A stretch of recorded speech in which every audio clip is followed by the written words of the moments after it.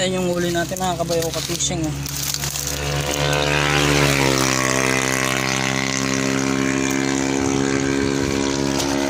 Dami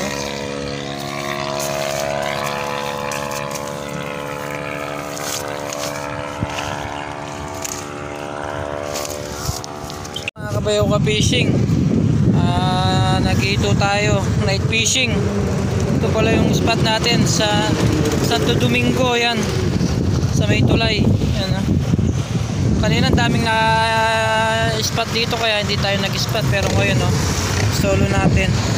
Pero sa Pedrosa mga kamaster, ang daming naka-spot. Dito tayo nag-spot. Tignan natin kung may mapaparawi tayo.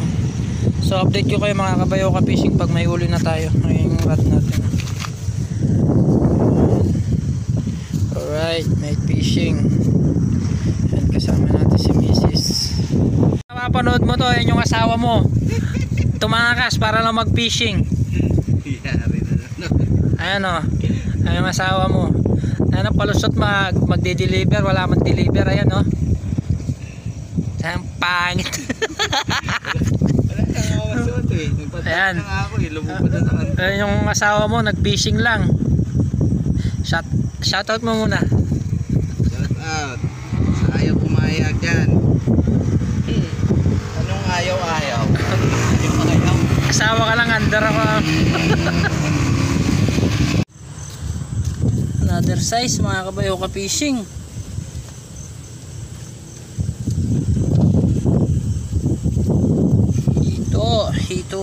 Hito season na mga kabayo ka-fishing. Ito na yun. Ito lang yan sa Balangkas, Santo Domingo.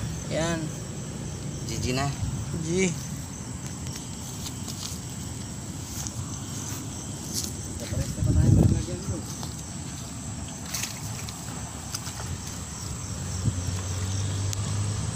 Yung mga fishing rod namin mga kabayo ka-fishing. Yan.